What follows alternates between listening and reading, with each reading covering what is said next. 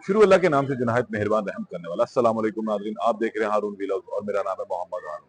एक बहुत ही इंतहाई अफसोसनाक खबर जो है वो सामने आ रही है, जहाँ पर सीसीडी मुख्तलिफ गैंगस्टर का और डॉन्स का और पेशावर जो जराइम पेशा अफराद है उनका खात्मा करे, वहीं पर ही अब शायद सीसीडी को इस तरफ भी तवज्जो देने की जरूरत है। ये लाहौर और शेखुपुरा का एक इंतहाई अफसोसनाक वाक़या है, जहाँ पर खावन ने खुद भी और अपने रिश्तेदारों को भी अपने 10 साला बेटे के सामने अपनी बीवी को ज्यादती का निशाना बनाया। अब इस अफसोसनाक खबर के हवाले से कुछ डिटेल्स मैं आपके साथ शेयर कर देता हूँ। ये खातून है जिनका नाम मैं यहाँ नहीं लेना चाहूँगा, और जिसे आप कह लें कि इखलाकी तौर पर ये अच्छा नहीं लगता कि उसका नाम लिया जाए। ये खातून थी, इसका एक फर्जी नाम है एन, और ये रिहायशी थी लाहौर गुजरपुरा चाइना स्कीम की। और इसकी शादी तकरीबन 13 साल कबल इस दरिंदा सिफ्त उस्मान के साथ, जो शेखुपुरा का रिहायशी है, उसके साथ हुई थी। इसके 2 बच्चे हैं, एक 10 साल का बेटा है और एक तकरीबन कुछ 4 से 5 साल की बेटी भी है। इसे खाविंद का एक तकाजा था कि ये दूसरी शादी करना चाहता है, लेकिन इसकी जो बीवी थी वो इसकी दूसरी शादी पर रज़ामंद नहीं थी, और उसने अक्सर और बेशतर इस हवाले से इसको मना भी किया था। घर के अंदर ये मामूल का मामला बन चुका हुआ था और लड़ाई झगड़ा जो है वो चलता रहता था। अब जो आखिरी मर्तबा जो मामला हुआ उसकी डिटेल्स मैं आपके साथ शेयर करता हूँ, लेकिन इससे कबल एक इंतहाई अफसोसनाक वाकया 2 से 3 मर्तबा भी घर के अंदर हो चुका था, जहाँ पर इस बदबख्त इंसान ने अपनी बीवी को मारने के लिए मुबैना तौर पर सांप भी घर में छोड़ा था। ये बात सोशल मीडिया के ऊपर बहुत ज़्यादा चल भी रही है। ताहम वो फिर भी बच गई थी। अब मामला कुछ इस तरह हुआ कि कुछ रोज़ कबल इसने अपनी बीवी को तशद्दुद का निशाना बनाया, उसके बाल खींचे, उसको मारा, पीटा, उसके चेहरे के ऊपर जो है बहुत ज़्यादा तशद्दुद किया गया, जिसके बायस वो तकरीबन अधमुई हो गई, मरने के करीब हो चुकी है। और इसके साथ-साथ जिस दिन ये वाक़या हुआ, इससे अपने कुछ रिश्तेदारों को भी घर में बुलाया, जिसमें ये बताया जाता है कि मुबैना तौर पर इसका बहनोई शामिल था और ये खुद भी। इसने उन सबके सामने अपनी बीवी के साथ शरई ताल्लुक कायम किया और फिर अपने इन रिश्तेदारों को भी कहा कि वो इसके साथ ताल्लुक कायम करें। अच्छा, ये तमाम मामला जो है इसका जो 10 साल का बेटा है, वो देख रहा था। उसे वो मार कुटाई भी देखी और अपनी माँ के साथ होने वाला ये ज़ुल्म और बर्बरियत का वाक़या भी देखा।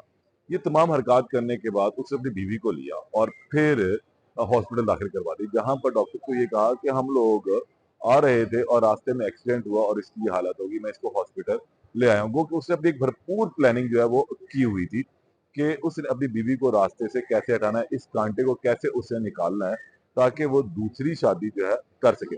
बीवी दूसरी शादी से मना इसलिए करती थी कि उसको कहती थी कि अगर तुम्हें दूसरी शादी करनी तो पहले हमारे खर्चे तो पूरे कर लो, पहले हमारे जो हकूक है वो हमें दे दो, पहले इन बच्चों को जो तुमने पैदा किए दो, इनको एक बेहतर मेयारे जिंदगी दे दो। लेकिन वो बदबख्त इंसान जो है वो इस चीज पर रजामंद नहीं था। वो कहता था बस मुझे दूसरी शादी करनी है और तुम मुझे इसकी इजाजत दे दो।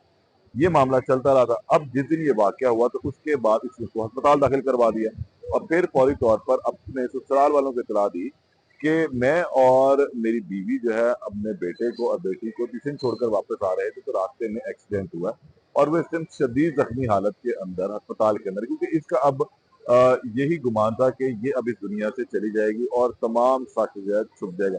लेकिन कुदरत की करनी कुछ और थी, कुदरत को कुछ और ही मंजूर था। ये जब तमाम वाकया हो रहा था घर के अंदर, तो इसका जो 10 साल का बेटा है वो तमाम चीजें देख रहा था। इस दौरान इसने अपने बेटे को भी मना किया कि तुमने अपनी नानी या नाना को कुछ सच नहीं बताना, कोई बात नहीं बतानी है, और ये कहना है कि मामा पापा आ रहे थे तो एक्सीडेंट हुआ, हमें यही पता है।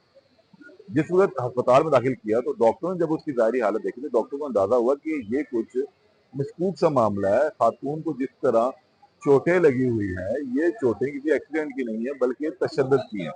तो उन्होंने भी इस हवाले से इसके जो है चेकिंग करनी शुरू की, और फिर जब उन्होंने इसका मुकम्मल मेडिकल चेकअप किया तो ये भी बात सामने आई कि खातून के साथ जो है वो जिनसी ताल्लुक भी कायम किया गया। इससे एक नहीं कई लोगों ने शायद गालबन किया। इसकी मेडिकल रिपोर्ट अभी खैर आना बाकी है, ये चीज़ें अभी अंडर प्रोसेस भी हैं, लेकिन जो चीज़ें हमारे पास सामने जो ज़राए ने बताई वो उस हद तक आप तक जो है वो शेयर की जा रही है। बहरहाल इसे घर वालों को इतला दी गई। जब घर वाले आए तो उन्होंने देखा कि इनकी बेटी की हालत तो इंतहाई गैर है और वो बेचारी जो है कुछ बोलने से भी कासिर है।